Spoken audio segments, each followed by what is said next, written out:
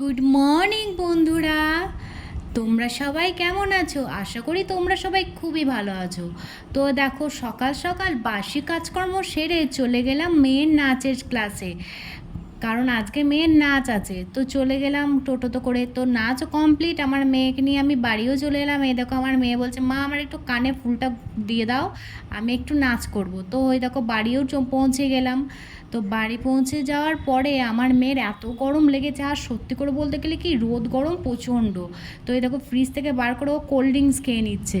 তো আমি এদিকে রান্না বসিয়ে দিলাম।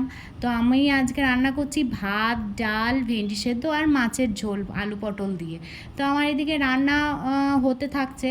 তো আমার মেয়ে কিছুক্ষণ পর এসে বলছে, মা আমার খিদে পেয়েছে, ভাত হয়েছে? তো আমার তখন ভাত রেডিই হয়নি। তো আমি দেখছি কিছু তো একটা টুকটাক খেতে দিতে হবে। তারপর দেখলাম একটা আপেল আছে, ওইটা ওকে কেটে তেলে দিলাম, ও খেয়ে নিল। তো আমার এইদিকে রান্না মোটামুটি হয়ে এসছে, মাছগুলো দিয়ে দিলাম ঝোলের মধ্যে। তো আমার মাছের ঝোল কমপ্লিট। Tata, bye bye.